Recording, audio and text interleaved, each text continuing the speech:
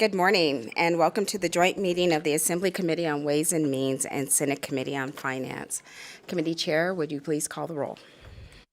Senator Canizero. Senator Dondero Loop. Here. Senator Goycochea. Here. Senator Harris. Here. Senator Neal. Here. Senator Wynn. Here. Senator Severs-Gansert. Senator Titus. Assemblywoman Anderson. Present. Assemblywoman Backus. Present. Assemblywoman Brown-May. Here. Assemblywoman Dickman. Here. Assemblywoman Gorlow. Here. Assemblyman Hafen. Here. Assemblywoman Howdigi. Here. Assemblywoman Kasama. Here. Assemblyman Miller. Here. Assemblyman O'Neill. Here. Assemblywoman Peters. Here. Assemblyman Watts. Here. Assemblyman Yeager. Here. And Chair Monroe Moreno. And I am here. Will you mark the other members present as they arrive? There's a number of people doing presentations, so we'll have folks coming in and out today. Members and those joining us in the audience, please remember to turn off or mute all of your electronic devices. We will have one bill or a budget presentation from our judicial branch, the Supreme Court, and we'll be going over a number of budgets and their budget briefing today. They are already at the table, so I will say welcome, and as soon as you're ready, you can get started. Good morning, and thank you, Madam Chair. My name is Lydia Stiglich. I'm a justice on the Supreme Court. We're here, and thank you for the opportunity to address this body a second time on our judicial branch budget. With me today is Catherine Stocks, Court Administrator, John McCormick, Assistant Court Administrator, Todd Myler, Chief Financial Officer, Emily Kuhlman, Director of HR, and Paul Embley, our CIO. We look forward to making this presentation and answering any questions you may have. Thank you. Thank you.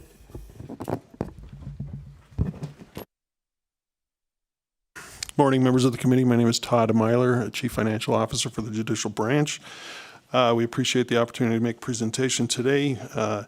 You've asked that we present specifically on 5 of our 12 budget accounts, those listed there on this slide. And you are probably aware we also have submitted a bill that you'll be hearing, I'm sure, in other committees, but at this time, this is what our current budget structure looks like in the overall budget of the auspices of the state. So there's the general fund, which we fall under. And under that proposed legislation, we are asking that a judicial fund be created. That is SB 58. So you'll see a number of things related to this bill as we get through this presentation. Overall, the judicial branch funding is $169 million the request is $169 million for the biennium. Roughly 3/4 of that is general fund. And we will get into a little bit of, I know since our previous hearing, the committee has probably been waiting very anxiously to hear the history of administrative assessments by our resident expert, John McCormick. So I'd like to turn some time over to him to give you that rundown. Thank you, Todd. For the record, John McCormick, last name is McCormick. And as Todd alluded to, we're going to talk about administrative assessments since their inception in 1983 to the present day. I'm kidding. We're not going to do that. At any rate, administrative assessments are fees that are attached to misdemeanor offenses and civil traffic offenses if an offender is found guilty, pleads guilty, et cetera, on the criminal side, or is found to have committed the offense on the civil side. And it's a schedule based upon the fine amount that ranges from 30 to 120, depending obviously on that fine. Then order of collection briefly with Marcy's Law section, or Article 1, Section 8A of the Nevada Constitution. Restitution, if it was ordered on that particular offense, is collected first. Then the collecting court keeps $2 locally for the juvenile court, $7 for the collecting court, then the balance comes to the state with $5 going to the general fund, and then not less than 51 and not more than 49 going to the judicial and executive branches respectively. As I indicated, civil traffic is going to impact these collections. We just don't know which way necessarily, since it's only been a couple months basically. And we saw a pretty big downturn in administrative assessment revenue during the pandemic, and that has not recovered.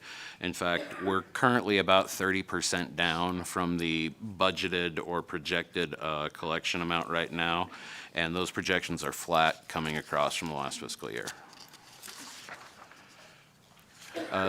This next slide gives you just an illustration of administrative assessment collection, and you'll see that administrative assessments have declined around 50% since their peak in 2010, and it's continuing to decline, obviously, as indicated by the bar graph there.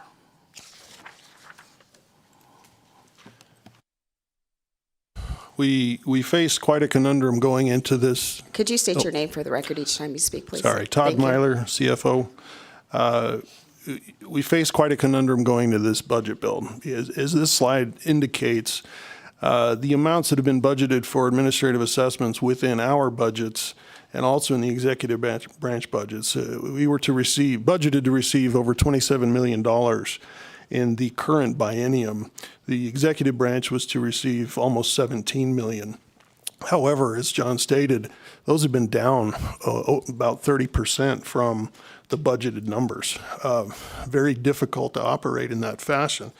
So the conundrum that we face is, what do we really do with them? And this next slide illustrates exactly what the executive branch has done. They've backed out entirely. Which the budget submittal, as we understand it, every budget that had administrative assessments in the executive branch has been zeroed out and has been requested to be fully funded with general fund. In our budgets, if you'll recall from the previous slide, we were to receive over 27 million in the current biennium. We are only to receive 23.3, so that fund source, even in our budgets, has gone down.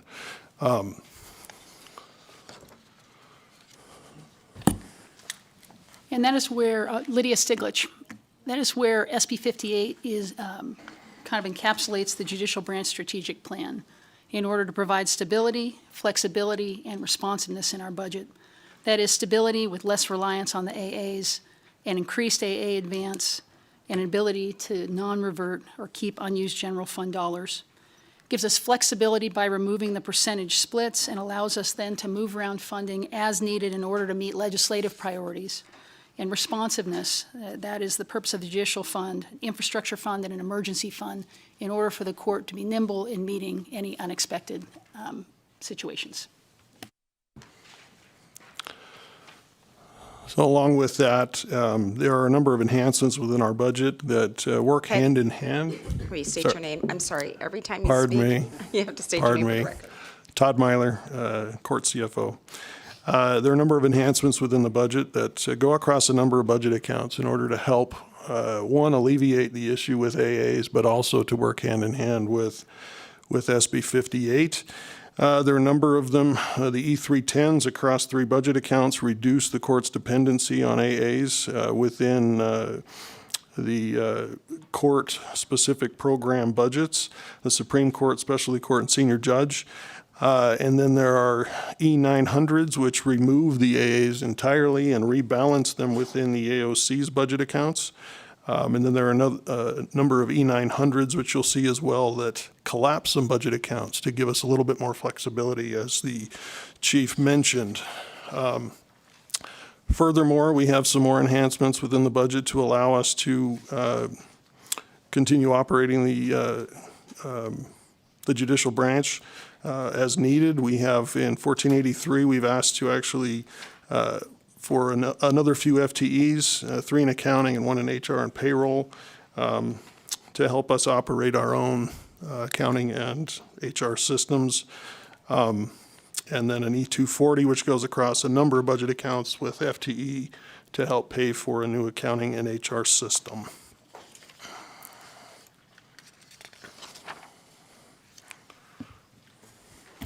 Catherine Stocks for the record, Stocks. So you'll see here that we're moving now on to why part of what we did in our budget was the new classification and compensation schedule.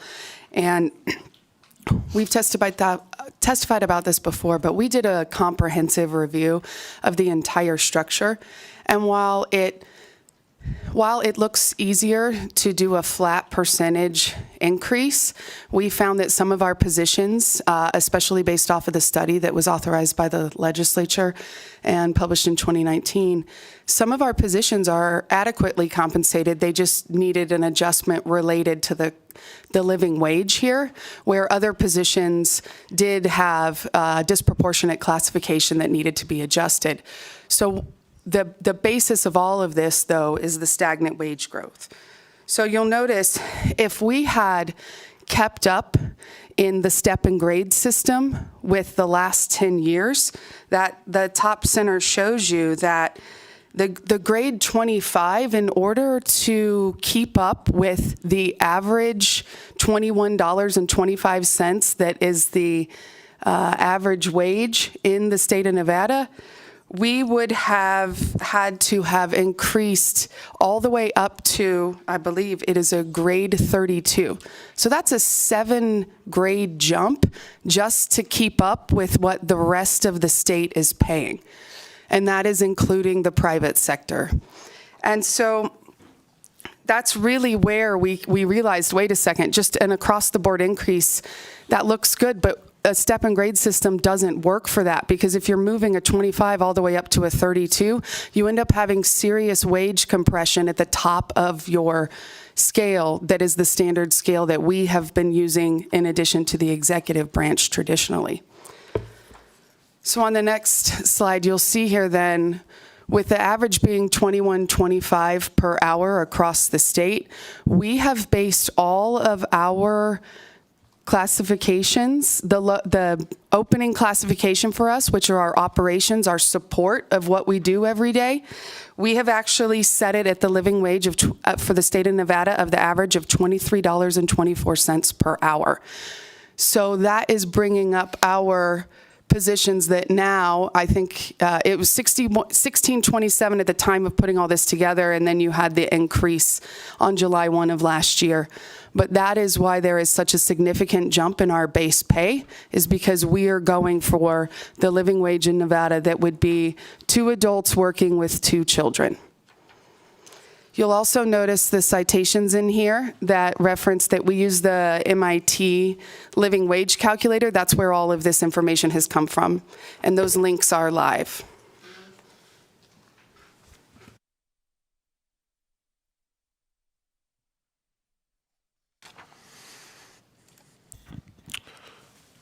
Todd Myler, CFO, for the record. So getting into our individual budget accounts that the committee has asked us to address specifically. First off is the Supreme Court's budget account 1494. In this budget, there is a request for 4 new FTEs. 2 of those are new marshal positions. We've looked at coverage both north and south and determined that we just are lacking in enough security so that we feel safe within our buildings. I'm sure the committee can appreciate the need for security in today's climate, how important that is. We've also asked for a PIO and web content manager position. What we're finding is that the demands on current staff to handle these duties are just too much.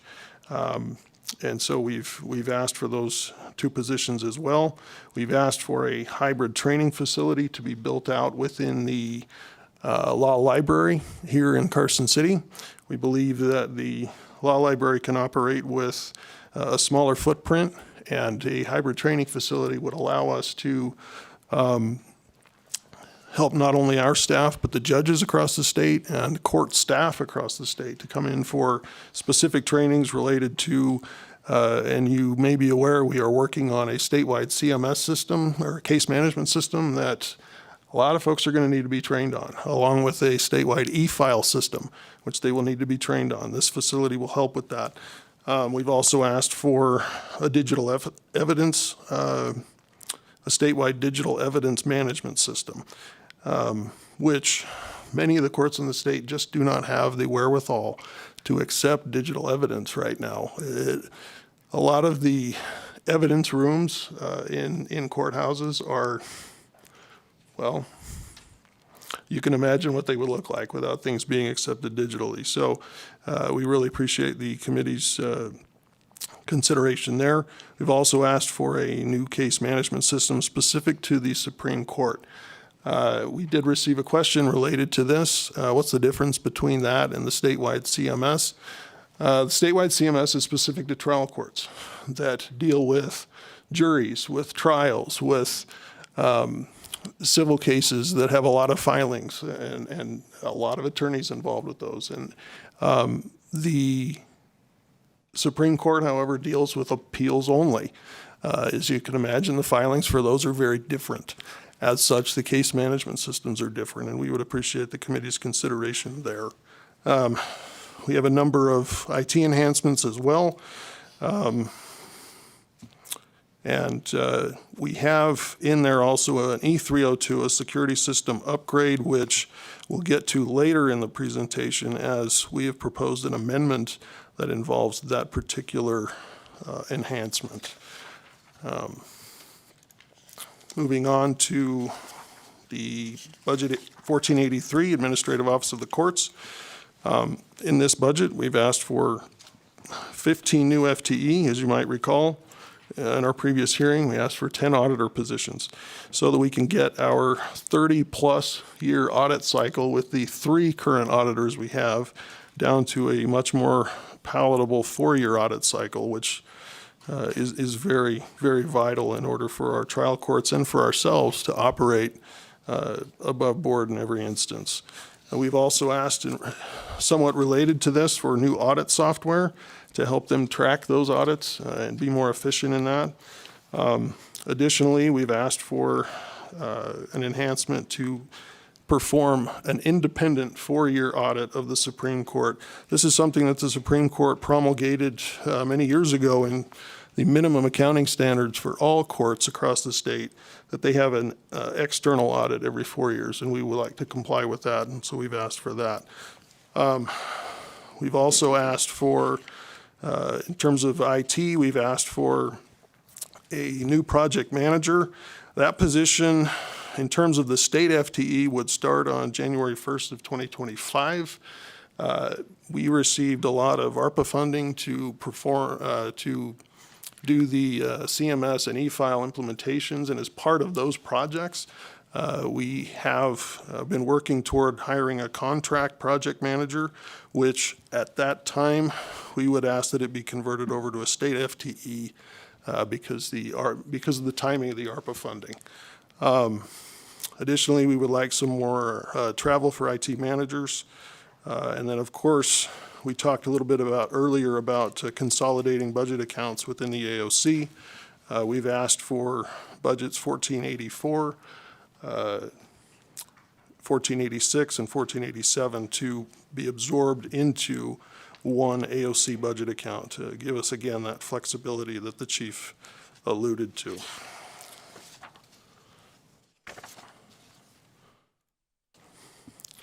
Next, we have budget account 1484. This is the Judicial Programs and Services budget. We've asked in this budget account for 4 new FTE. That includes a family court and clerk liaison. Those are also currently ARPA funded, and so those positions would also begin on January 1st, 2025. We've also asked for 2 court services unit positions. There's also a small enhancement in there for additional training funds for the court interpreter program, and we appreciate the committee's consideration and all those requests. In budget account 1486, the Uniform System of Judicial Records, we have 5 trial court service positions. Again, these have been funded by ARPA and our contractors, and we would ask that they begin as state FTE on January 1st of 2025. This is also one of the budgets involved in the AOC budget consolidation. And we have some other smaller enhancements, but a couple that need to be highlighted, or some upgrades to the McIGIS system. That is the, if I get this right, the multi-county, help me out, John. Multi-county integrated justice information system. If you can say that 5 times fast, more power to you. But McIGIS, as it's known, we have a couple of needed upgrades to that system as the case management systems across the state and our own migrate to other things and get more complex, and more things are required to be reported to DMV and DPS. That system continues to need to be upgraded, and we appreciate the courts, or the committee's consideration there. The Judicial Education Budget Account 1487 currently has 4 FTE. We are asking for 4 more. What we have found over the years is those 4 positions, though they have done a fantastic job, could be doing much, much more as a unit. The judges across the state, and we have quite a few, all need to be trained, particularly when it comes to election time and we have new judges. There's mandatory new judge training that they all have to take part in. And this unit provides a few opportunities in terms of conferences that a lot of these continuing legal education credits are offered at. It's a lot of work. I've seen what they do, and they are really, really tapped. But in terms of these positions, it will also go hand in hand with the request for the build-out in the law library for a hybrid training facility, so that they will not only be supporting judicial education, but the education of all staff that will be coming to that facility. Again, this is also one of the budgets that is requested to be consolidated within the AOC. And finally, as I mentioned earlier, we have a budget amendment that we've submitted. This was submitted just last week. We appreciate the committee's consideration. We have requested a modification to budgets 1483, 84, 86, and 94. What this does is it requests additional office space in Las Vegas.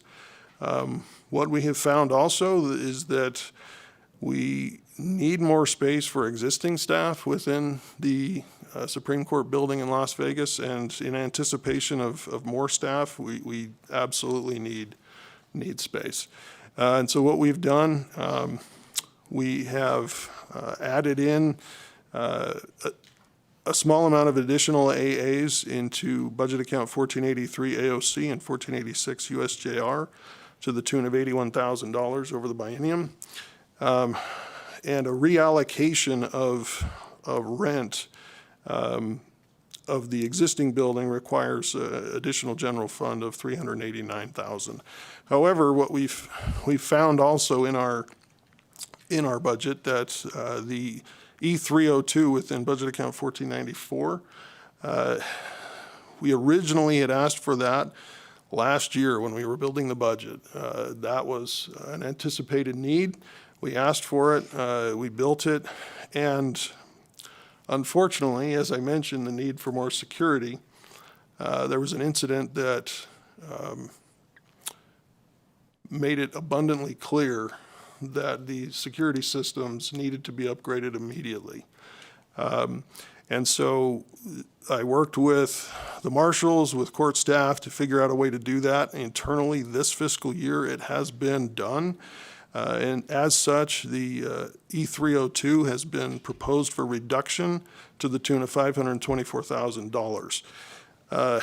So the increased rent plus the reduction actually results in a net savings to the general fund of $135,443 for this upcoming biennium.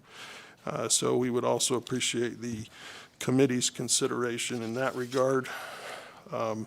With that, just in summation, we are asking for a total biennial budget request of $169 million. These numbers on this slide, it was so new, this amendment, do not take into account the amendment, but roughly that, and about $126 million in general fund. All of this represents approximately 1% of the statewide budget.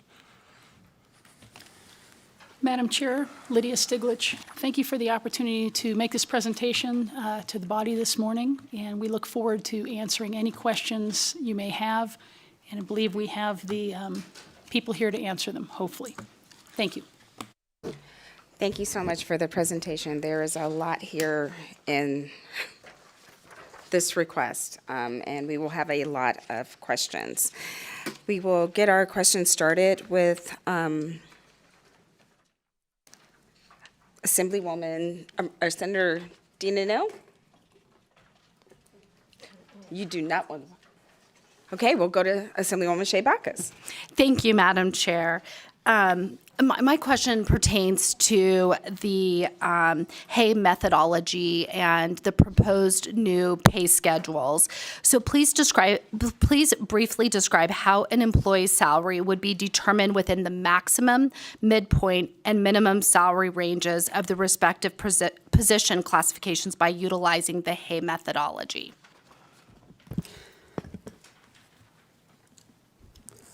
Thank you. Madam Chair, may I? You can go directly to the member. Thank you. Catherine Stocks for the record.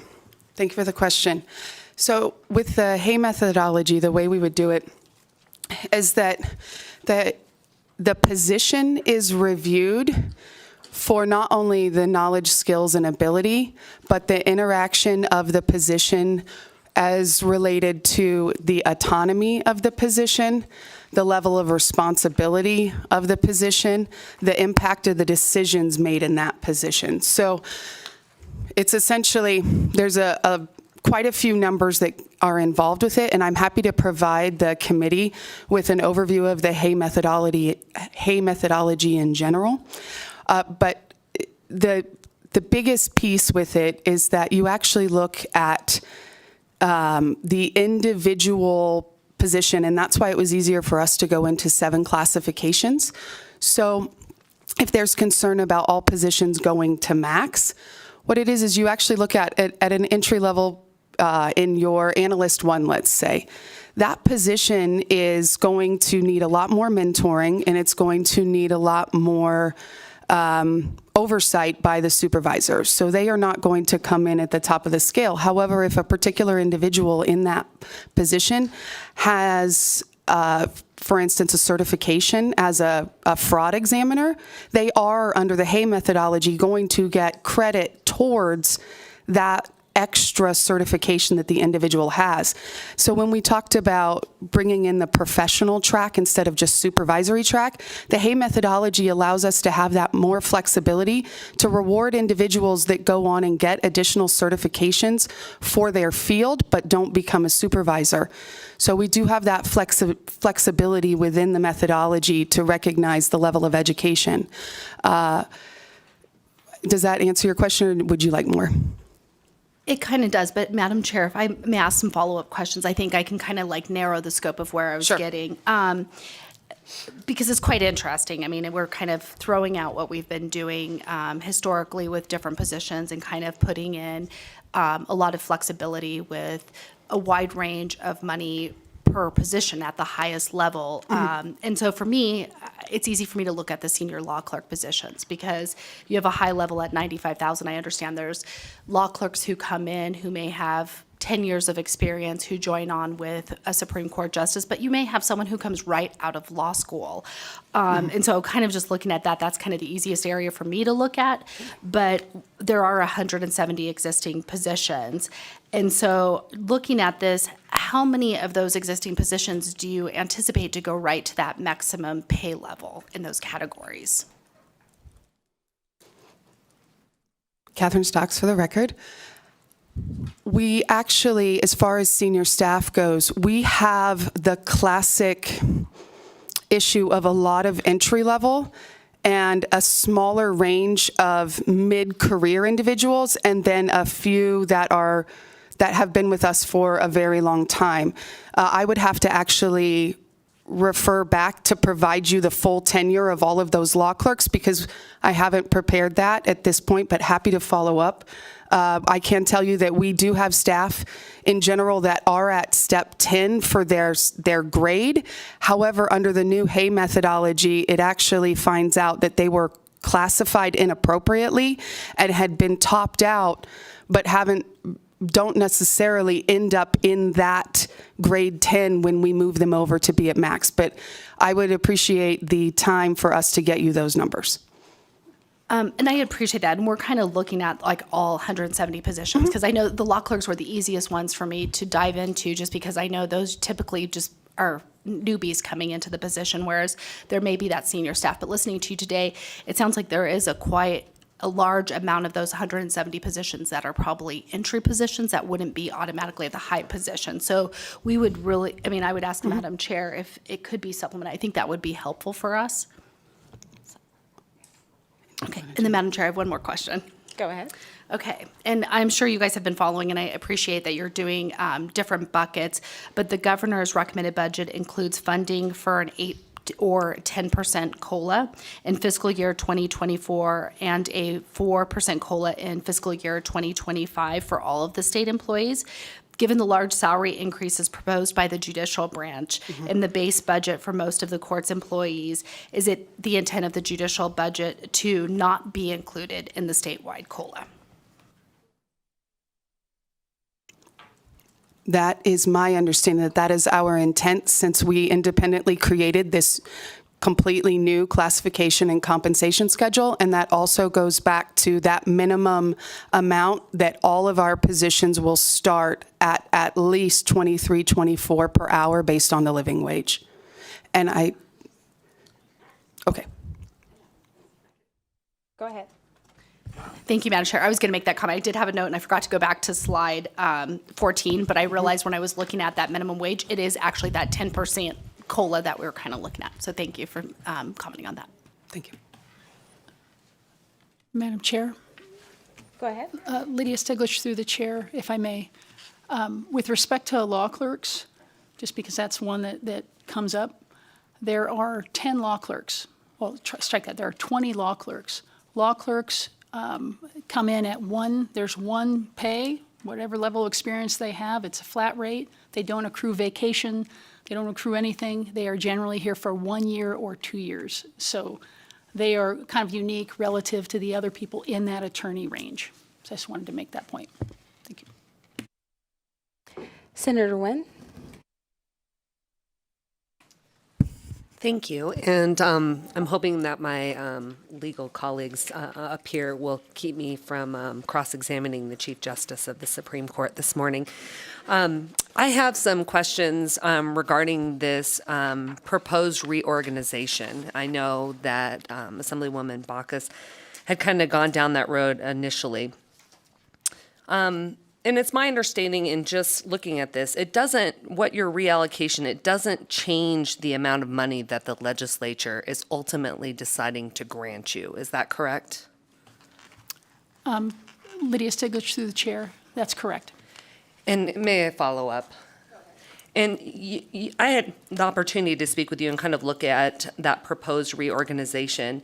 And I know that during this pandemic, you were kind of allowed to do some of these, like with the rollover and doing that. Did that allow you to be able to thrive or, I guess, survive during the pandemic and with these decreased AAs over the past, like, probably 15 years? Thank you for the question, John McCormick, for the record. Certainly, the flexibility afforded in the special session really allowed us to weather the pandemic more effectively than we otherwise would have in terms of being able to roll over those funds. And if you were able to do this, like, for example, you gave, during your initial presentation this morning, you had talked about how sometimes you have more judges that you have to send to judicial college, and that's, a standard amount of money that we give you. And sometimes there's money that we give you for other things, but they're siloed in those things currently. And if we did this reorganization, you would be able to, if you had like less judges that had to go to, for example, judicial college 1 year, you could move those funds into funding these staff positions, or you could move these funds into like the specialty court program if you ran out of funds there. Would this reorganization allow you to do that? Again, thank you for the question. John McCormick for the record. That is exactly the intent of the reorganization, is to allow us that flexibility if we have, say, a greater need in a different category and some surplus in another. And so this reorganization, if approved, it would allow you to move those resources between positions, programs, as you saw fit during that particular, to respond to whatever was happening. Is that my understanding? John McCormick for the record. You are correct, Senator. Okay, thank you. Thank you. Senator Neal, did you have a question? Thank you, Madam Chair. So just really quick, I'm just going back to the previous conversation. So on the misclassification of employees, was that brought up to the legislature prior that employees were misclassified? And if so, which categories in the 170 are misclassified? Thank you, Senator Neal. Catherine Stocks for the record. This is actually something that came out of the study that we have done since the last session. Therefore, we were still using the step and grade system in the previous session, in the 81st session. So preparing for this budget is when we realized that we had some employees. I don't know, it's not a technical term, but if you've ever heard of something called a shadow IT, when your IT doesn't provide the tools necessary, it was almost like a shadow HR, where we had positions where we had individuals that under the state system, you would have, these are the boxes that you tick. And so prior to my tenure, we found that we had some positions that were very creatively titled in order to try to compensate for the standard system that existed. It was like trying to put, in a cliche, a square peg in a round hole. That's why when we tried to figure out how to do this, we just started over. So I can't speak to exactly how all of those were done prior to my tenure because I got here in 2021, but we also have a new director of HR as well. So we came at it with completely fresh eyes. So no, to specifically answer, we did not ask or provide this information in the 81st session because we had not done the work yet to review all of our positions and see what they really look like. Follow up?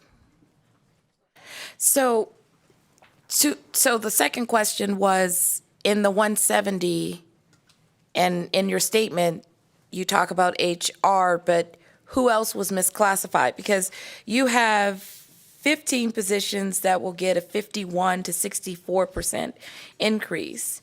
And then you have 19 positions that will get a 41 to 50% increase. And so I'm looking for information on, were those misclassified?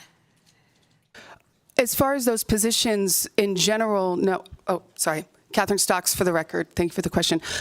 My first question is, I ask for clarification on what 170 is. So there's 170 positions that, Okay. right? Like, so I didn't feel like I needed to re-clarify the number that was stated 4 times. But it's the 170 positions. And so what I'm seeking information on is if those are just basic salary increases, or were they identified as actual misclassification from the study? Because those are huge. A 51% increase in a salary is pretty Certainly. large. Certainly. Okay, now I understand. I apologize. I thought you were talking about a budget account number, so I apologize. As far as that goes, the 51% is actually exactly what we were aiming to get to that living wage number of $23.24. That's what it took to get the compensation up, but those classifications and the associated increases are starting from that base of $23.24 an hour. Those weren't misclassifications. Those were the necessary compensation increases. We had 3 categories of employees that did not meet the living wage amount. That's why those jumps, when you see them, they look really big, but it's also because we have a decade of stagnant wage growth. So when you go 10 years without bumping up, the compensation ends up having a major jump in order to get to where we reach that minimum living wage number. But the classifications themselves, it was only a couple of positions of individuals, not classes as a whole, that it was individuals that were classified improperly in our system. Thank you, Madam Chair. Thank you. Speaker Yeager? Thank you so much, Madam Chair, and wanted to ask about administrative assessment fees. And as long as I've been in this building, I recall Justice Hardesty, as well as Mr. McCormick and Ben Graham talking about the need to transition away from administrative assessment fees. And so we finally have a budget that proposes to do that. I am generally supportive of that, but just had a question about what becomes of the administrative assessment fees if we were to do that, and particularly in light of the 1986 Supreme Court of Nevada case, Board of County Commissioners versus White. And I'll just note for the record that at the time, the chair of the Clark County Commission was one Chairwoman Dondero. So we have come full circle some almost 40 years later on this issue. But essentially, that court opinion indicated that a majority of administrative assessment fees had to be designated for court purposes. And I think that was a result of the statutory language and the statutory history. So realizing you're not allowed to give advisory opinions. The question is just if you could describe any potential case law hurdles. And I'm talking specifically about if we were to take the administrative assessment fees and reassign all of that to the general fund versus putting any of it into the court's budget. If you could talk about potential case law hurdles, and to the extent you're able, if you could talk about whether statutory changes, potential statutory changes to NRS 179059 might potentially remove those hurdles. Thank you, John McCormick for the record. So as you indicated, there are some case law hurdles presented by moving administrative assessments away from the judicial branch. However, again, not doing anything advisory. I think some of those questions could be lessened, or the hurdles could be overcome if there was a movement of all the AAs into that general fund, because it sort of changes the paradigm surrounding that.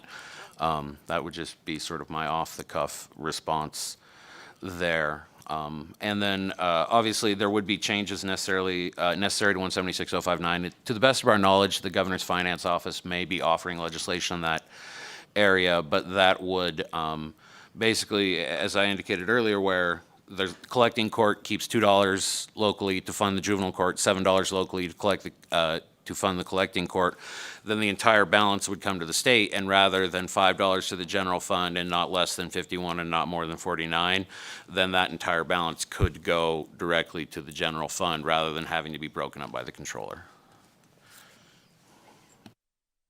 Thank you. Senator Harris? Thank you, Chair.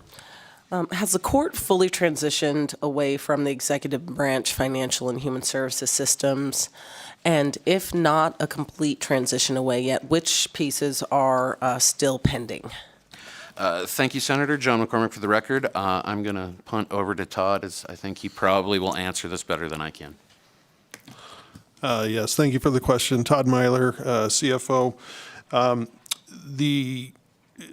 We are working currently to transition our payroll system over to ADP.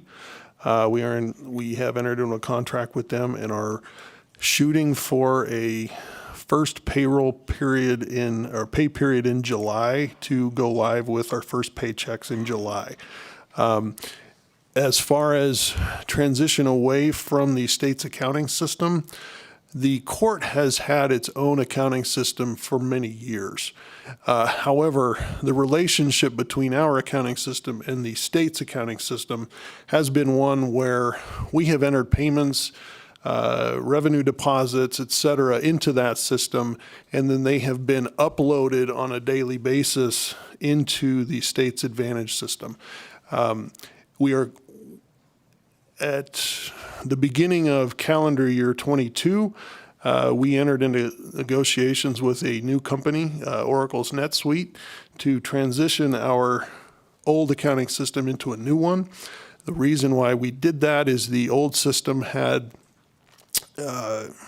lost a lot of usability for us. It made the job, it was getting increasingly difficult to use that system. So we needed a new accounting system anyway.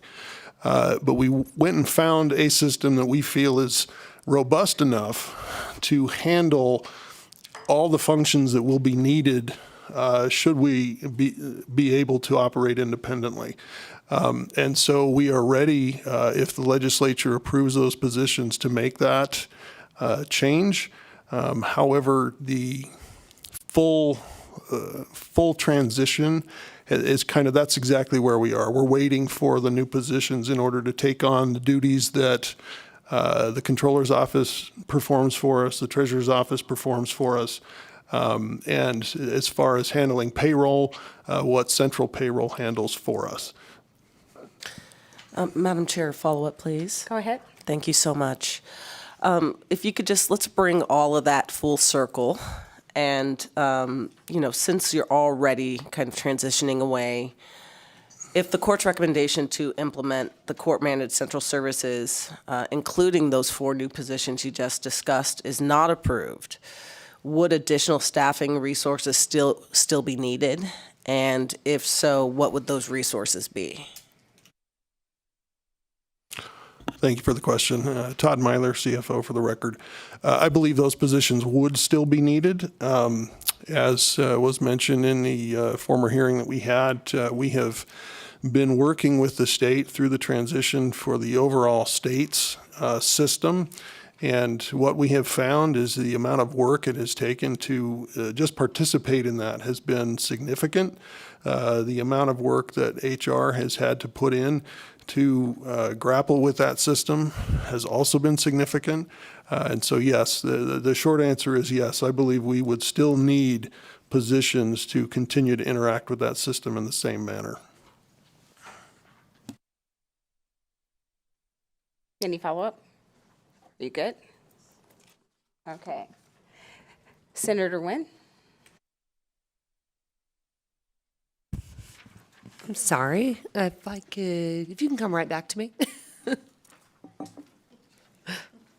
We can do that. Senator Don Darrell-Loop? Thank you very much. So if the budget reorganization is approved as recommended by the judicial branch, does the court anticipate moving resources, including positions, between the programs?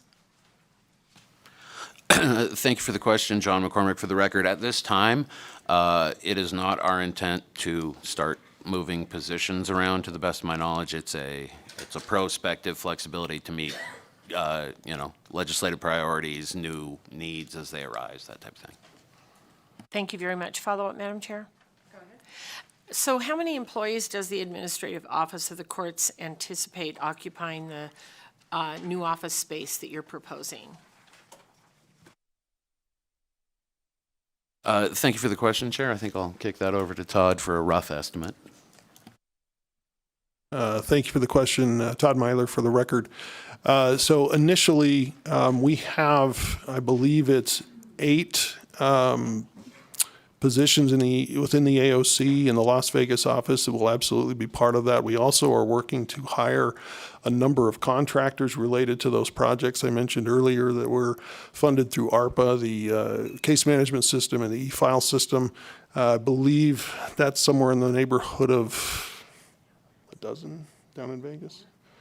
12 to 16 or so contractor positions.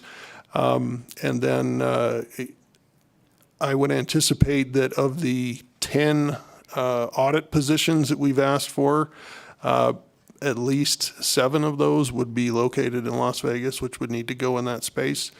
So, I mean, we're looking at probably 30-ish. Is that exact enough, or do I?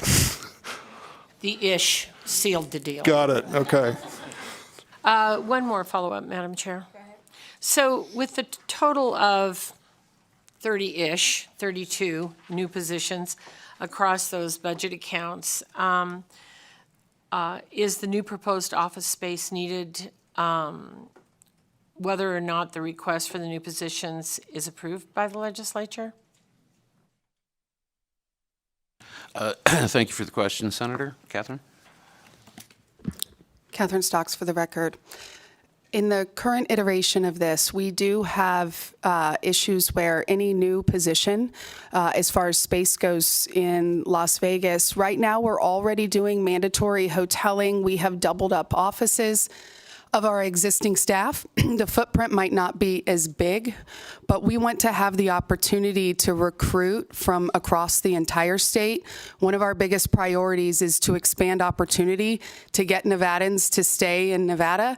And right now, when we post for a position that's strictly in Carson City, we could be losing out on qualified applicants. We have in the AOC started opening up positions in Las Vegas, and we want to be able to, if we have anyone leave, bring in new people that might traditionally be a Carson City seat now, but be able to actually have it in Las Vegas. And so that's why it's more of an ish, where we want to be able to see what applicants come in and give more opportunity and open those positions to Vegas, where traditionally they might have sat in Carson City. So if you have a Carson City position and somebody's in it, will they need to move or will they stay here? We would not require anyone to move. We actually just want to offer the opportunity for staff to choose. We've actually had a few transfers within our own employees that have asked if they could switch, but that has added additional pressure to Las Vegas, where we have had some people move because the cost of living, it was easier for them to go to Vegas instead of stay up here. Thank you very much, and I understand that, 65 and sunny. So, thank you very much. Thank you. Assemblywoman Bacchus? Thank you, Madam Chair. I just had a follow-up to this category, and you kind of started touching on it. My question was, is there going to be overlap, like where there may be, is there going to be, I guess the question would be, is there still going to be space up here in Carson City? And we're now creating additional, like, I guess, rent for Las Vegas. And is there like a lot of overlap? Is it to also meant to allow, like, are there going to be staff that are going to have offices in both places? Thank you for the question. John McCormick for the record. Currently, there will be space available for Carson folks when they travel down to Las Vegas. For example, Catherine and myself tend to go down to Las Vegas fairly frequently to carry out our duties, and it's kind of a sit where you can, get on the Wi-Fi and make it work. So having that additional space in Las Vegas would be advantageous.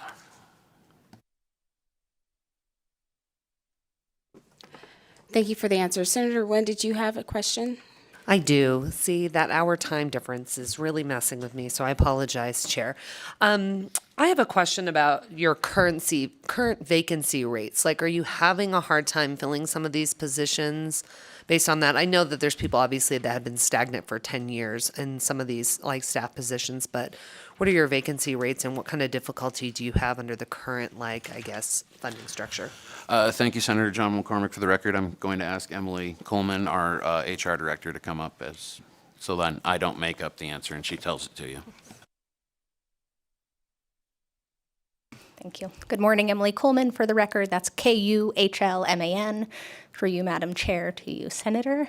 Our current vacancy rate is a little bit lower than when I started, which I am happy to admit. We're right as of today at about 10.3. So our vacancy rate is down. A lot of what contributed to that is we spend, of our 3-person office, a large amount of time recruiting. We are seeing the same struggles that the rest of the branches are, I believe.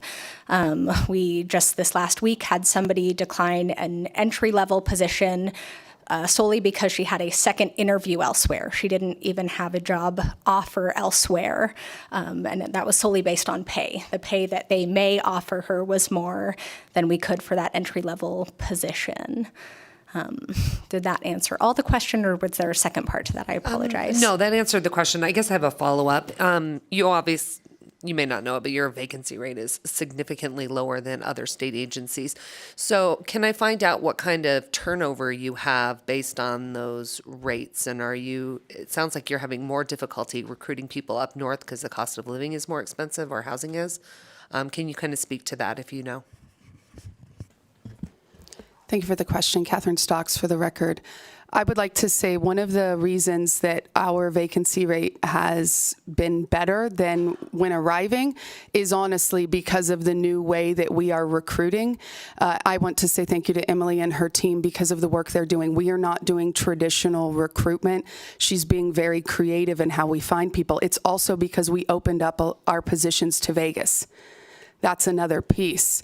As far as it goes on our turnover, we had nearly 25% in the AOC, and we didn't have necessarily the retirements that the state saw. We didn't see that wave.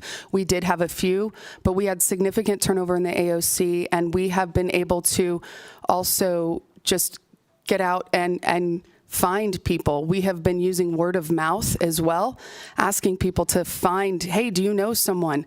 And that has helped us a lot up here. But down south, we are getting applicants based off of what I believe is our internet presence. We've changed. We're even putting it on social media and getting out there. So that has helped. Would you like us to get you specific turnover numbers? Because we don't have those today. I think that would be helpful as well, and you should be careful bragging about the recruitment. She'll get swiped away to another agency with higher unemployment. Emily Coleman for the record, through you, Madam Chair. I actually stole the head of state recruiting and brought her over with me when I came to the legislative branch. So hopefully they don't try to steal her back. Thank you. So we will move on to budget account 1494. We have a few questions for you and that budget, and we'll start with Assemblyman Watts. Thank you very much, Madam Chair. So I have a question about the case management system. After the new case management system's implemented, what are the ongoing maintenance and operating costs projected to be? Thank you for the question, Assemblyman John McCormick for the record. And just to clarify in my mind, are we talking about the trial court case management system or the Supreme Court case management system? The Supreme Court. Thank you, sir.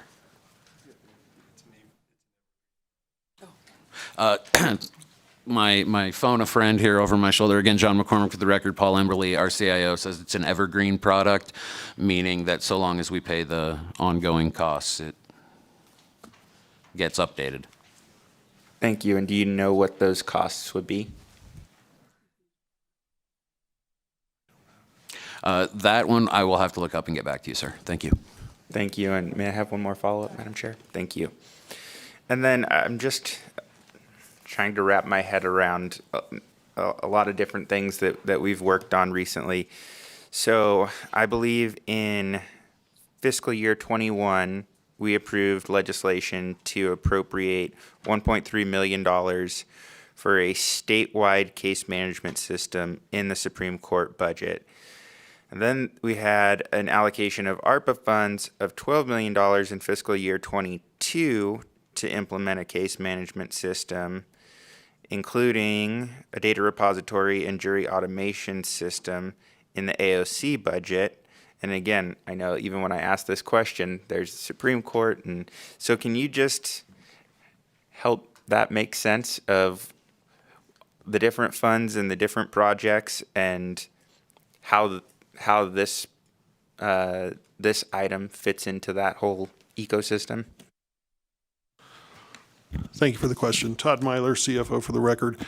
So those two projects, the statewide CMS that was approved in FY21, where we got the $1.3 million in general fund, and the $12 million ARPA in FY22, really are one and the same. However, the ARPA funded project has a number of other things that were included in the request to the governor's finance office as well. Certainly jury automation would be one. and I'm blanking on the other sub-projects within that at the moment. We looked at this, the $1.3 million that we asked for in FY21 was really intended, and I believe we testified to this fact back then, is really a down payment on the project, just to get started. We knew going into that we were going to be coming back. Had ARPA not become a thing, we'd be here asking for more general fund in this upcoming biennium to finish that project off. We have started the project. We got ARPA basically to make sure we had the money in the bank and to fund it federally. Because there was an opportunity to do that. We wanted to save the state some money and get going on a number of other sub-projects within that umbrella that also needed to be done. So really, did that answer your question? Thank you. I think it mostly did, so let me make sure I've got it right. So really, all kind of related, 1.3 million down payment, get the project rolling. ARPA funding supported that project as well as some other related IT projects. And then this is hopefully to get everything buttoned up. I guess the only other question I have is this item for the Supreme Court case management system, is that allowing some of the 12 million in ARPA funds to be allocated towards some of the other non-case management projects to get those finished? I'm just kind of wondering, so we allocated the 12 million, now we're coming back for another 2.4. So can you just walk me through that piece? Yes, thank you for the question. Todd Myler, CFO. So the 2.4 is a separate project entirely. The 2.4 is for the Supreme Court's case management system. The statewide CMS that we've been talking about is for all the trial courts. And as I mentioned earlier, the functionality needed in a CMS for the trial courts is very different from what is needed at the Supreme Court and the Court of Appeals because of the nature of the cases filed. They are appeals on everything that comes from the lower courts. And so the number of filings is different, the types of filings are different, the notifications are different. And so really that 2.4 is a very different request. Even though it says CMS, case management on it, it's two different projects entirely. Thank you. I think that clarifies things for me. Thank you, Madam Chair. Thank you. Thank you. May clarify things for you, but I'm still a little questionable. So 1.3 million was a down payment. The 12 million continued with that project.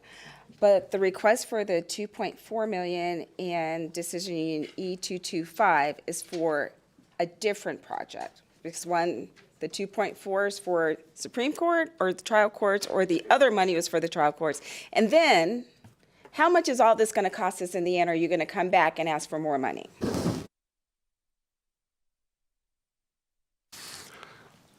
Todd Myler, CFO for the record.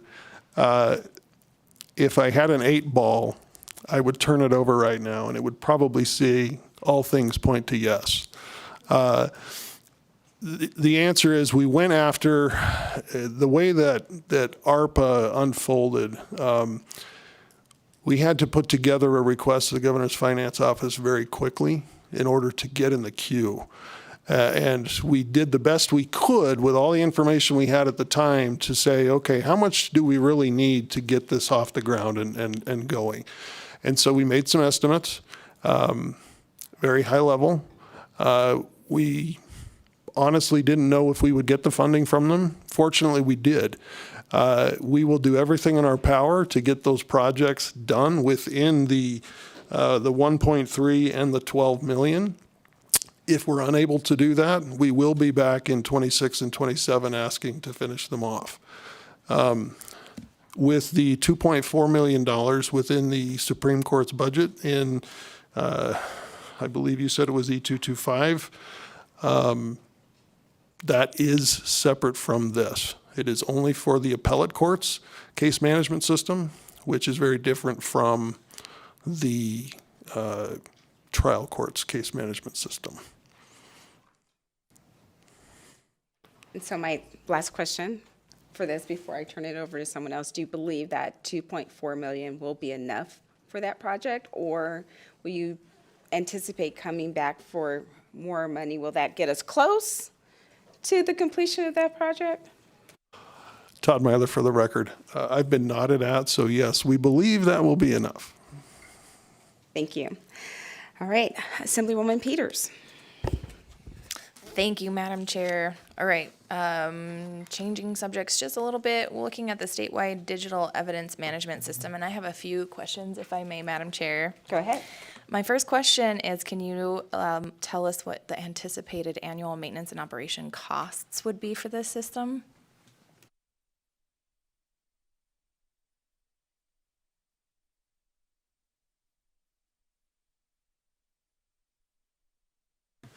Thanks for the question. Paul Embley, for the record, E-M-B-L-E-Y. So this also has to do with some of the other questions that have been asked.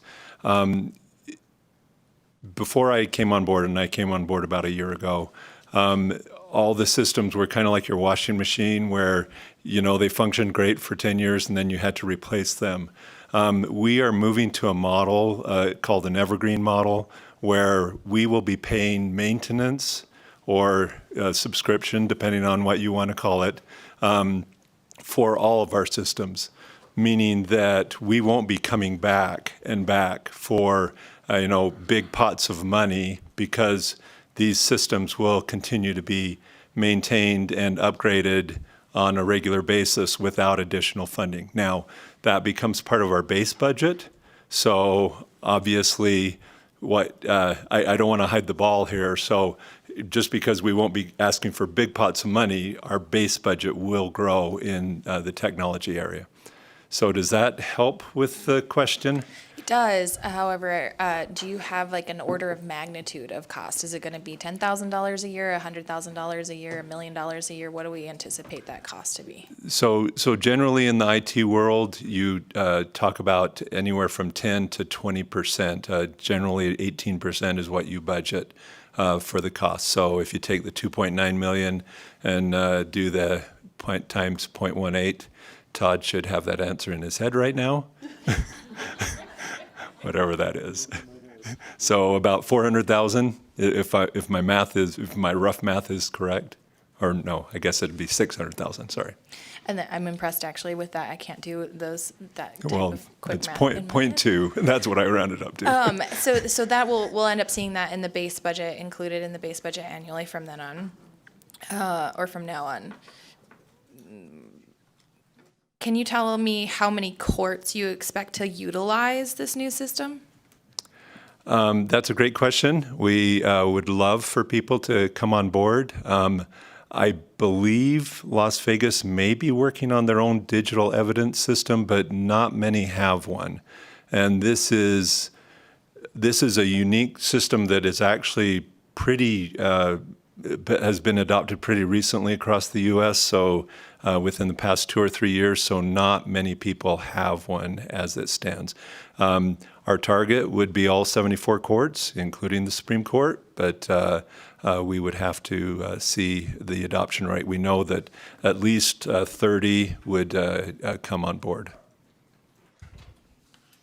Well, that leads me to my next question. The request currently is for general fund appropriations. Did you consider a cost-sharing approach for covering the cost of implementing this system, or even for the operation and maintenance of it? Paul Embley, for the record. I don't get into the finances, so. If I may, John McCormick, for the record. Our current case management system that we offer the trial courts, they do pay user fees that help us to maintain that system, and I believe that model would carry over to our next one. The exact numbers, et cetera, though, I don't know that those have been determined as of yet, but the intent is to have a fee-for-use model to recoup some of those costs from the using trial courts. Madam Chair, may I have one more follow-up? So we're talking about a potential, I think it was $200,000. Is that what we came up with as the annual operation and maintenance? You guys had the number and I forgot to write it down. I apologize. Paul Embley, for the record, I think it was 600,000. 600, okay. And right now, we have a fee in place for courts using the current system. Could you tell me what the increase might look like, whether it's going to be status quo or increase for those who join this system if they move from the current system to the new system? Paul Embley for the record. We have not determined that. Because of the ARPA funding, we are kind of in this transition period, and so we're trying to do everything we can to come up with how can we move some of that money forward and lessen that burden. Whatever we do will certainly be done in an advisory committee kind of way, where we will try to take the advice of the courts and look at what they're doing. But Okay, thank you. I think we have a deadline on spending those ARPA dollars, so I look forward to seeing what the plan looks like moving on to future biennium. Thank you. Thank you. Assemblywoman Brown-May. Thank you, Madam Chair. Thanks very much. I'd like to ask a couple of questions relative to the training facility, the decision unit E233. Can you talk a little bit about what % of the time do you anticipate that the facility will be utilized throughout the year compared to the time that it would sit idle? Thank you for the question. Catherine Stocks for the record. As far as this facility goes, it's actually also intended to cover some of the seminars that we currently use in hotels. So there's, if I'm correct, John, 4, okay, thank you. So 4 seminars per year. Those are 3 days, average about 3 days. But one of the biggest pieces of this is the training that would go on. We want to be able to use this facility for our ongoing continuing legal education that is deployed. So anytime we do those trainings, they would be available also for court staff. Part of what we are trying to do is also be the host then for the Institute for Court Management programs. Those have 40 students, up to 40 students per class. Those are another 3 days. In order for a court employee that wants to learn more about our system, it's called the Certified Court Manager Program or the Certified Court Executive. We would be able to host those. Currently, we host a couple of those a year. We would actually be able to increase the number that we're able to host. It also, I can't give you the exact numbers right now on full utilization because we also want to offer it to be available to anyone else in the state to use. Like right now, we would go down to Metro and use their facilities in Las Vegas for something. We want to be able to open up our doors and make it so that anyone up here can reserve it and it's available. Thank you, follow-up chair. Go ahead. Thank you for that. Coming from the world of training, right? So there's a great opportunity to be able to utilize a training facility throughout many entities across the state. Are there other entities that have already expressed interest in utilizing a training facility like this? And then, do you anticipate charging for that, or would it be a community benefit? Thank you for the question. Catherine Stocks for the record. We have not reached out yet. We don't want to get people excited if it doesn't get approved. So once we do know that we have funding, if you are to provide us that funding, we will actively reach out because we do agree that this should be a community benefit and we do not plan to charge. We plan to make it available. Court training gets first priority, but after that, it should be open and available for the use of everyone. Thank you. Assemblywoman Anderson. Thank you, Chair, and thank you. Kind of along these same lines, does the recommended $1.4 million for the training facility include all costs for construction and furnishing of the facility, in particular the computer equipment and furniture?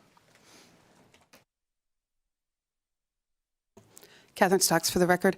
The 1.4 does include that, and it's actually scaled down from what we asked for in the ARPA funds. There was a limit on ARPA funds that you had to keep it under a certain dollar amount in order to have it awarded, and we had also wanted to have a prep kitchen in there. That has been taken out.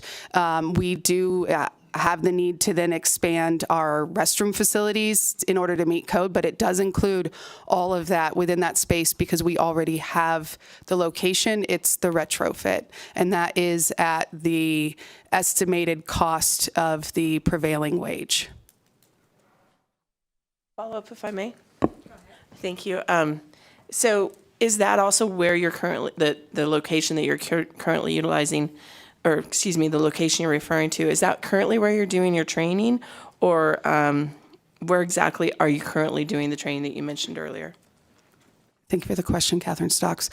We are unable to do training in the law library as it currently stands, the way it's set up. So if we do training, we are required to contract. We have to find a hotel or a venue. This would significantly reduce our reliance. The space as it is can hold the largest room based off of the estimates that we were given were 125, which is a significant amount of people being able to be trained at once. For something like the annual or the 4-year summit that is all judges, that type of event would still be outside. It wouldn't be able to be hosted in the law library. But the majority of trainings, like I said, if you're training 40 people, we would be able to host those without having to go to a hotel. Thank you. Speaker Yeager. Thank you so much, Madam Chair. I just had a few questions, if you would allow me. And the questions I have relate to the new public information officer position and the web content specialist position that are being asked for in E234. The first question I had was, you had mentioned monitoring social media and being kept informed of threats and natural disasters. So I wanted to ask what benefits you hope would be realized by the court by having that ability with, I take it the public information officer would likely be doing that, but I don't know if it's both of those roles, but what benefits the court would expect to realize if we were to authorize those positions. Thank you for the question. Catherine Stocks for the record.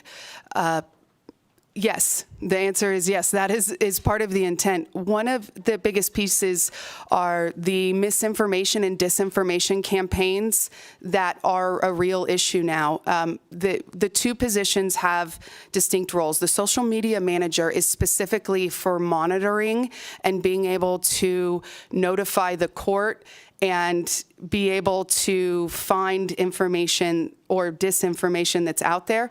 Instead of having just one position, monitoring social media now, keeping track of the accounts, we regularly get trolled online and we have to monitor those individuals. If you block someone, they just create a brand new account under a pseudonym and come right back. So we currently are having our own staff essentially taking turns monitoring what's going on to try to get on top of it, but we're often behind and the information comes too late and it's been spread.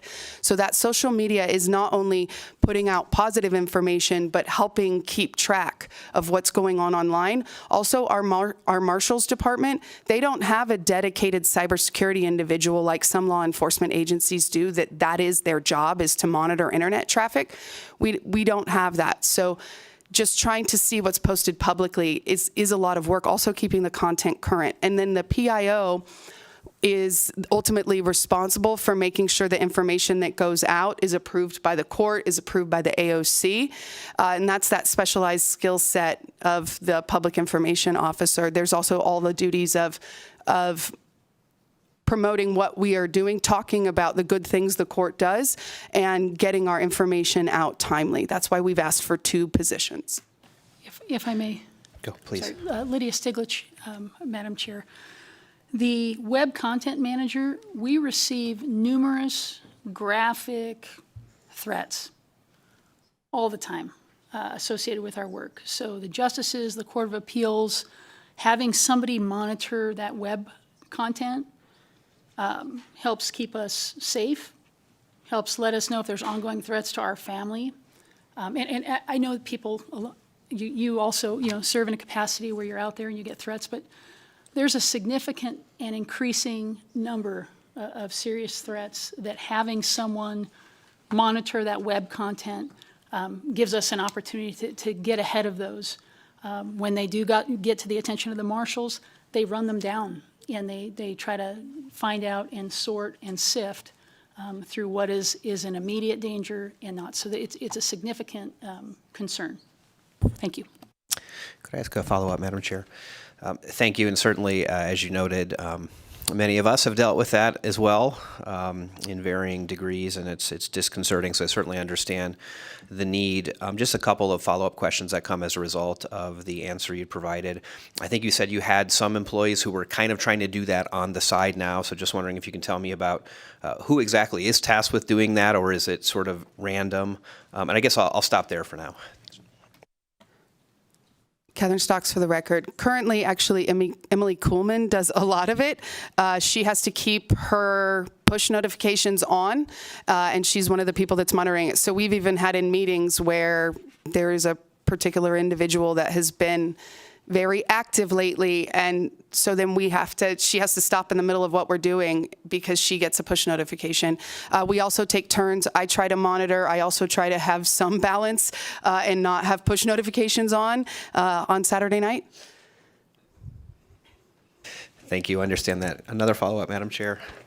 And then, obviously we have on the state level the Division of Emergency Management, the Department of Public Safety, and I think sometimes they're involved in these things as well. But could you just kind of talk about, from the court's perspective, what the court's emergency response team, what kind of information are they going to be putting out to the public that's different from what the public might get from the Division of Emergency Management or the Department of Public Safety?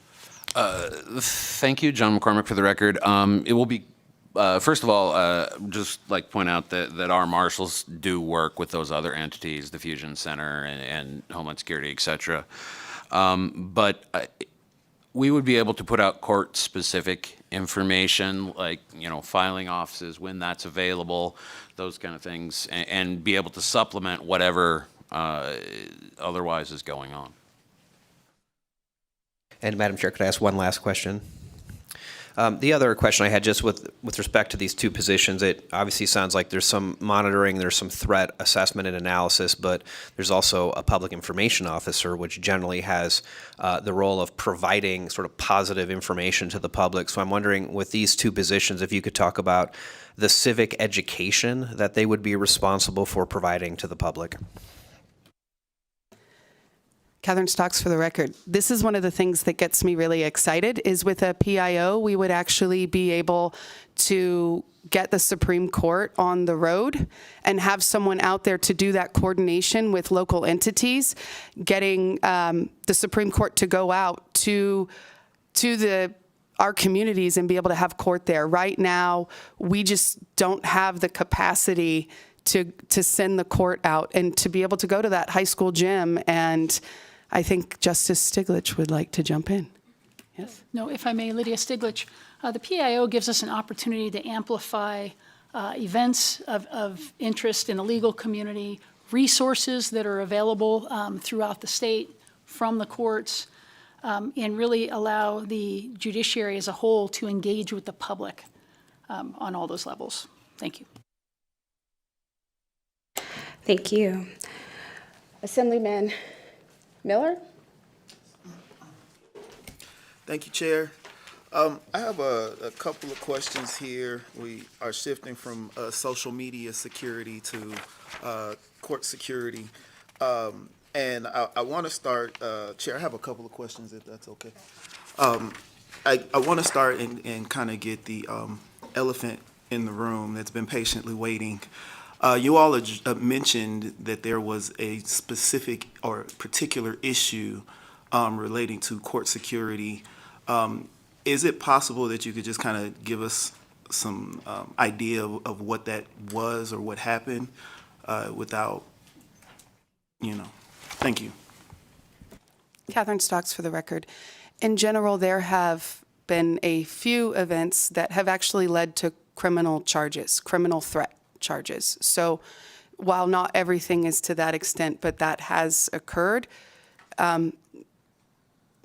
it's without the marshal here to say exactly, but that is a reality of actual charges. Okay, thank you. No, I thought that I had heard that there was like one particular thing that kind of was the impetus to really start moving forward on on the cameras and things like that. Thank you. For the record, John McCormick. The specific incident pertaining to Las Vegas that precipitated the need for the camera improvements was some rather inappropriate, unpleasant, whatever you want to say, graffiti being put on the doors of the Supreme Court building that just seemed to indicate that it was a target. Gotcha, thank you. Yeah, graffiti in any regard on the doors of the Supreme Court is inappropriate, regardless of what the content is, right? Especially if it's not been commissioned by the court. So,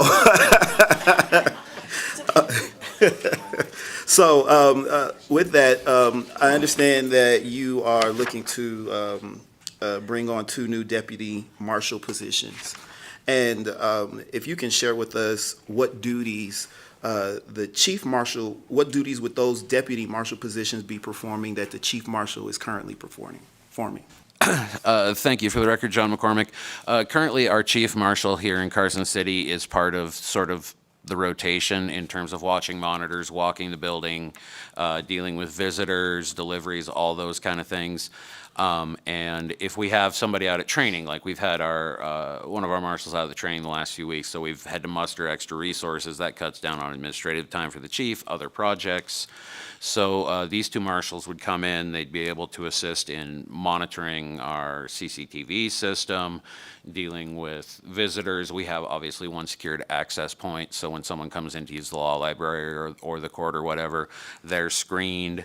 So it would be supplementing that workforce and thus allowing the chief then, particularly some time to work on the sort of the administrative matters. And then additionally, we do have the justices travel off-site all the time occasionally, so it would allow for greater flexibility there as well. And I think Justice Stiglitz has a couple more comments.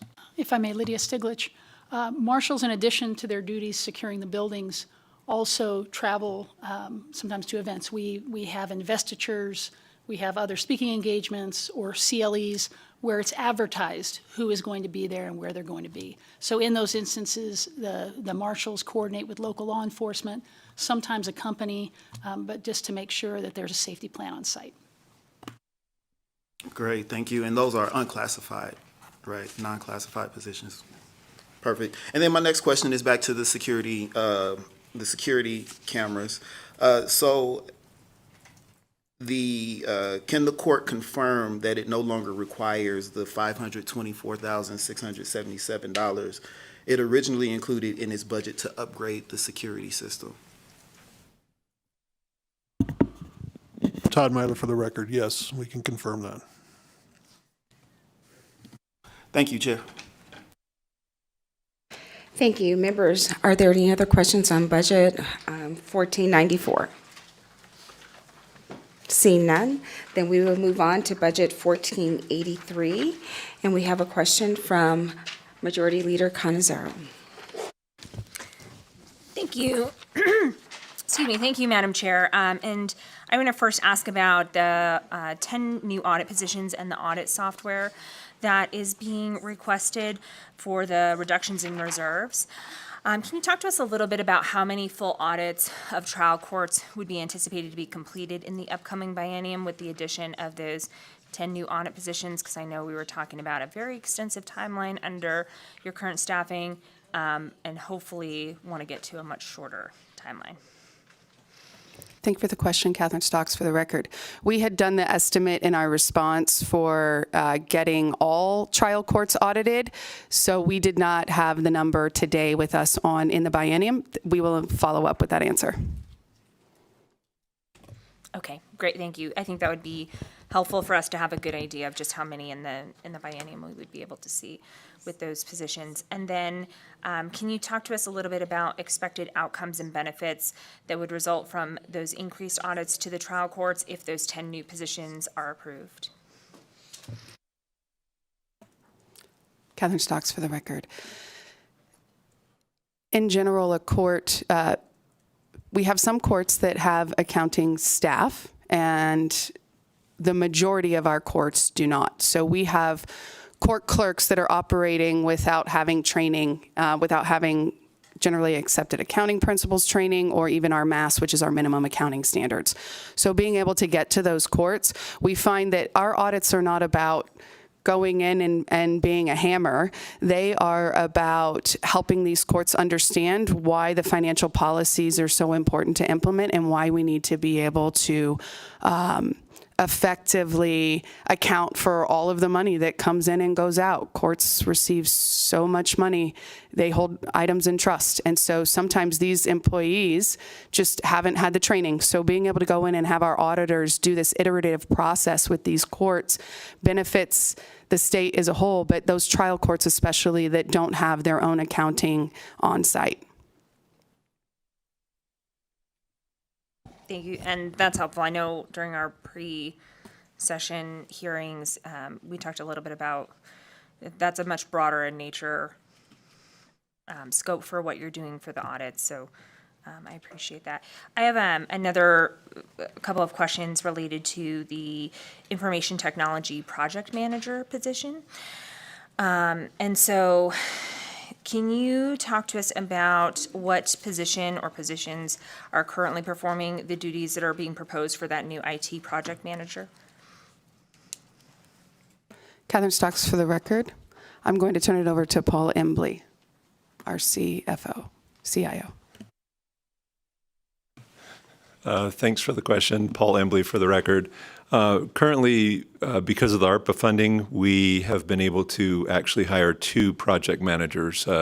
As I'm sure most of you are aware, we have several IT projects going on with the ARPA funding. And so what the intent is to take one of those and make that a full-time position. We have been hit and miss in the past on our IT projects. We prefer not to do failures, especially with public funds. And so a project manager typically helps keep you out of that failure category. So it's currently being done by the 2 project manager positions that are funded with the ARPA dollars. For the major projects, yes. For the minor projects, that is done by some of the individuals with oversight from myself. I mean, I am a certified project manager, but that's not my day job. So. I appreciate that. And so with that, then those duties would basically be consolidated into this position. That person would then handle both the major projects and some of those minor ones. Paul Embley for the record, yes, is the short answer. And then can you also tell us more about what projects the new IT project manager would assist the appellate and trial courts with, and how you determined that January 2025 start date? My guess is that it's probably related to the expiration of ARPA dollars, but go ahead. Paul Embley for the record, that is correct. And so any of the projects that would be still in the oven at that point, we would go ahead and transition to the new project manager. And then I have learned in the IT world that you always have a project around the corner. So any of the new projects would also be under their purview. Great, thank you. Thank you, Madam Chair. Thank you. Assemblywoman Backus. Thank you, Madam Chair. And Mr. Embley, you may want to stay up because mine pertains to budget enhancements E226 and 229 regarding the statewide e-filing solution case management system. Can you provide us with an update on the status of the projects approved to be funded with the coronavirus state fiscal recovery funds, including the statewide e-filing solution, case management system, and grants to the local courts? Sure. Let me start with the easy one, which is e-filing. So we have signed a contract. Oh, Paul Embley for the record. Sorry, I'm new to this. But the e-filing, we have signed a contract. The vendor is Tibera. They actually have a presence in some of our courts here in the state. I think it's 2nd, 3rd, and 11th. And so we are in the process of rolling that system out. The anticipated completed rollout is 2 years from now. So in 2025, end of 2025. The case management system, the base for that was the civil traffic system. So that is one case type out of the 6 or 7 that we'll end up doing through that system. Currently, that is rolled out into 30 different courts, and we are working, the hardest part is the financials. We are working on that. Speaking of audits, we have asked our auditor to do an audit of that particular system in April. So we will know the things that need to be done there. After that audit is underway and we have the findings, then we will proceed to do other case types with that particular system. And then, Madam Chair, follow up and a clarity. Also, is that okay? With respect to, what about, did you guys end up doing any grants to local courts? Thank you, John McCormick, for the record. We have done some grants to local courts. The specific projects would sort of escape me right now. I know we have assisted the Second Judicial District Court with some improvements to their courtroom recording. We've assisted trial court in Nye County with some security stuff, but we can certainly get you the details on that. Thank you so much. And then, Madam Chair, one last question. When does the judicial branch anticipate that the funds for the e-filing solution and case management system to be fully expended? Paul Embley for the record. So are you talking about the state funds that were given to us, the 1.2 million, or are you referring to the ARPA funding? I'm referring to the ARPA funding, the coronavirus relief. Typically, a case management system rollout in a state like ours is a 4-year project. We're doing all that we can to get that into a 2 to 2.5 year window, but I won't make any promises. So it will be somewhere between the 2-year and the 4-year mark for a complete statewide rollout for the case management system. Thank you, Madam Chair. I mean, I know with some of these fundings, there is a deadline, so I hope that 2.5 year mark is, you guys are able to achieve it, but thank you, guys. Members, any other questions on Budget 1483? Seeing none, we'll move on to Budget 1484. And I believe Assemblywoman Gorlow has questions. Thank you, Chair. If I could have some clarification and a question. Go ahead. Thank you. So my question was regarding the 4 new positions, and my understanding is 2 of them are contract positions, and then 2 of them are brand-new positions. Is that correct? For the record, John McCormick, that is correct. The court clerk liaison and the family specialist are currently contract and will transition to being FTE in 2025, and then the 2 other positions are to support the ongoing work of the Judicial Programs and Services Division in terms of supporting committees and commissions for the court, assisting with rural court-specific activities, working with our court improvement program for dependency matters, working with our interpreter program to expand the availability of certified interpreters, all those kind of things. And then my question is, the 2 new positions, who's currently performing those responsibilities now? John McCormick, for the record, currently those responsibilities are spread across the existing team. We have a couple people who are carrying the lion's share of the committee and commission workload, and that kind of ebbs and flows. And then a lot of that, again, is spread across the team. And can I have a quick follow-up? Thank you. Then the 2 contract positions, can you explain a little bit more about them moving over after the funds, the ARPA funds expire? Catherine Stocks for the record. These 2 positions Initially, they are slated for the successful deployment of the case management and e-file. So these positions being in the judicial programs and services are because they are a liaison type of role where they work closely with the trial courts. They're creating content, assisting with the deployment of the CMS and e-file.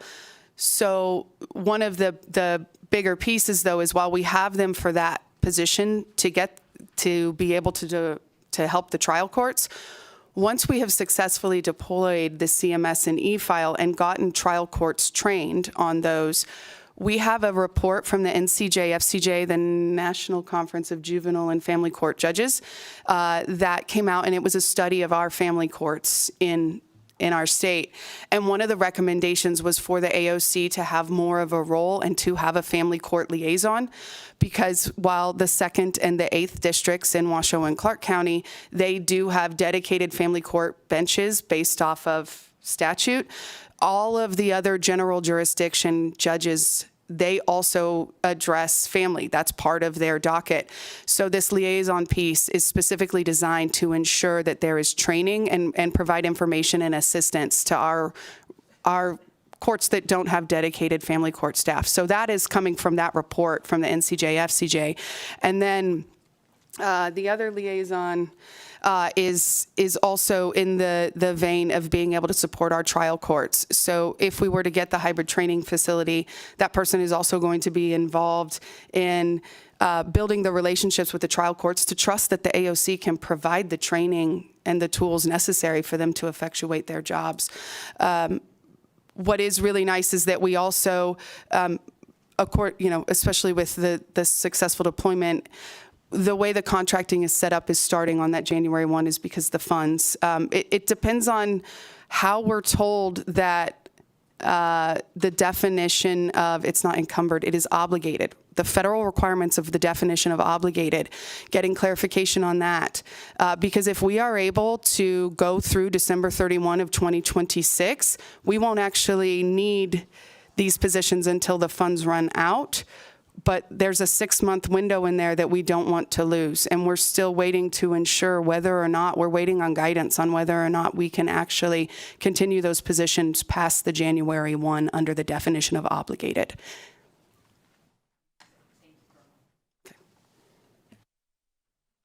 Members, any other questions on this budget? See none, then we will move on to budget 1486. And I believe we have a question from Senator Neal. Thank you, Madam Chair. So I have a question on the 5 new information technology positions for the trial courts. What are the proposed duties for the 5 new non-classified IT positions following the completion of the project under the coronavirus state fiscal recovery funds? And how did the judicial branch determine that the 5 positions would be necessary to perform those duties? And I guess I'm asking this question because you currently have 95 agencies under MCGIS, and there will really only be 15 more added through 23, 24, and 25. So roughly giving you about 110 agencies that would probably be using it. So can you give us a background on the 5 IT positions? Thank you for the question, Paul Embley, for the record. Those positions are really a result of an increasingly complex world. So we are a bit behind on our business analysts who can help courts. I believe you may know that we answer inquiries from courts on how do you use the system, but it's not only how do you use the system, but quite often they're asking what is the process that we should be using. And so those business analysts would be assisting them and helping them in the use of the case management system, as well as obviously the ancillary things such as e-filing, McIGIS, and all the digital evidence and so forth. So it would not be just limited to the case management system any longer. Thank you for that. Just a quick follow-up. So some of the information that you guys collect in the system, you do DMV convictions, DMV failure to appear notices. Can you talk to me a little bit more about that? Yes, Paul Embley for the record. So currently, we have to interface with DMV because if somebody gets pulled over and points get, subtracted or whatever, that DMV needs to know about that. One of the, I think we're talking about McIGIS as well, but one of the things that we don't do currently is protection orders. So being able to have a court submit a protection order and have that go out to all of law enforcement via the McIGIS system. So there are a number of things that continue to get added onto our plate, rightfully so. I mean, we obviously want protection orders to go out to everybody. I hope that's answering the question, but maybe not. Thank you for that. Madam Chair, can I have a quick follow-up? Go ahead. So I guess I'm just super curious about the protection order. So the trial courts that are included, are these going to include, so immediately it came to mind, I was thinking about like the North Las Vegas courts and because protection orders, number one, they're not filed through those courts. So I'm wondering how will this make the protection order piece more efficient? Because it seems currently disjunctive to me right now, but help me understand. And this is more of a constituency issue that came up over the interim, but I'm wondering how this will be more effective. Thank you for the question, Paul Embley for the record. So protection orders are hard in a unified state and even harder in a non-unified state such as Nevada. I think you all know that. But McIGIS has served as a broker or as a pathway between courts and law enforcement.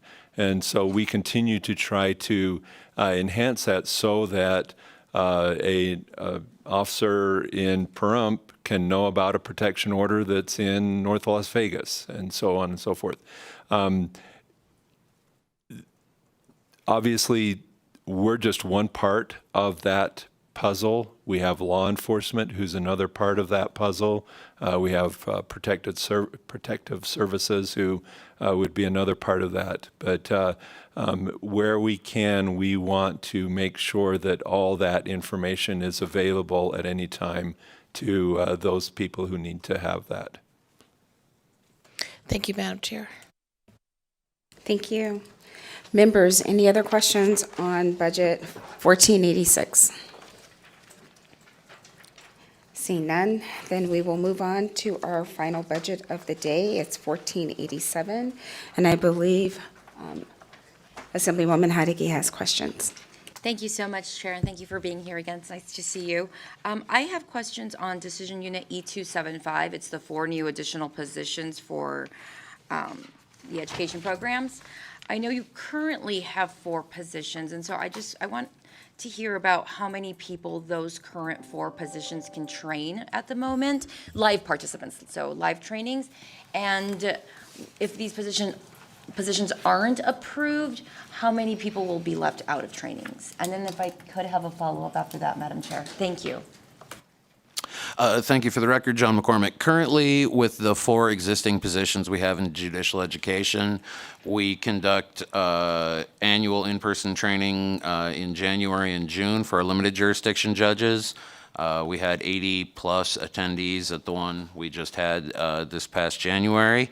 We conduct in-person training for our district court judges. Up to 90 district court judges attend. We're usually in the 70s-ish for that. We have our family court conference that we do in partnership with the state bar, and so I would have to look up the attendance numbers, but that's family specific. Every other year we do our specialty court conference. That's 250 or so people. for that. We also have a number of distance ed offerings. One of the positions currently in judicial ed focuses on those distance education programs. The big gap that we have here is we don't necessarily provide a lot of training for court staff, so frontline court clerks, et cetera. We did many years ago do a little bit of that back in the heyday of administrative assessments, but when they took a dive, that was, we don't have a statutory obligation to provide that, so we obviously focused on providing the statutorily required training. But that's the idea, is to expand distance offering educations for not only judges but court staff, and then also begin to have in-person court staff trainings, particularly as we roll out our new systems. Obviously, they'll need training on using those. So we're looking to fill that gap that's been identified. Thank you, Madam Chair. And just from the information I had received for this presentation, it looks like in fiscal year 2022, there was about 193 participants in live trainings, and that you guys are projecting for fiscal year 2025 over 530 participants. So, I mean, is that the amount of participants that will take place with or without the 4%? And if so, can you just talk to me a little bit about why that 175% increase? Catherine Stocks for the record. Thank you for that question. This is when we focus on the non-judicial staff. Right now, like Mr. McCormick stated, when administrative assessments started dropping, judicial education had to cut offerings, and so the non-judicial staff training is what was impacted. This would be able to actually address staff and do regular training. And like noted, it comes down to those Institute for Court Management classes, hosting those, coordinating those, getting people there. But it's really focusing on training the entire judiciary and not just the judges that were statutorily required. I'm just going to clarify. So then these trainings are only anticipated to take place if the 4 new positions are acquired. So if you don't acquire them, then the trainings will hover around 190 live participants. It won't shoot up to about 530. Thank you. For the record, John McCormick. Yeah, we won't be able to necessarily expand the offerings to include more court staff. And also that 190 number, I think, is a little depressed as we've been sort of recovering from the pandemic as well. So. Okay. Thank you, Madam Chair.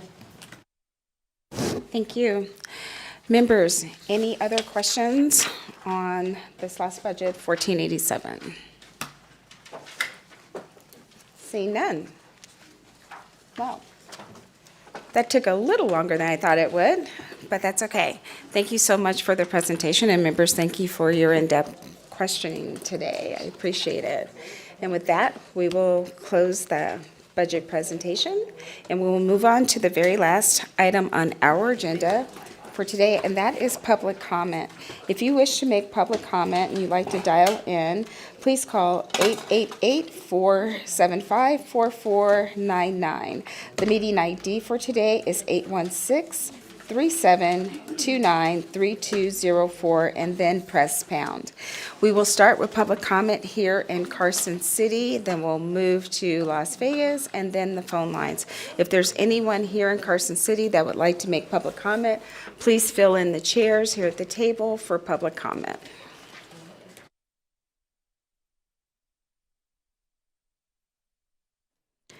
Not seeing anyone coming up for public comment, and I do not see anyone in Las Vegas. BPS, do we have anyone joining us by phone that would like to make public comment?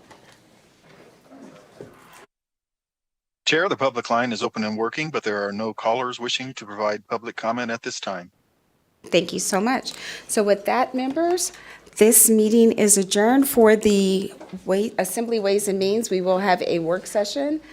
It started approximately, let's say 10:30. I'll give you guys a break, get a chance to grab a bite to eat, and we'll have our Ways and Means Committee meeting downstairs for work session in 3137. With that, this meeting is adjourned. Ooh, don't forget the snacks over here.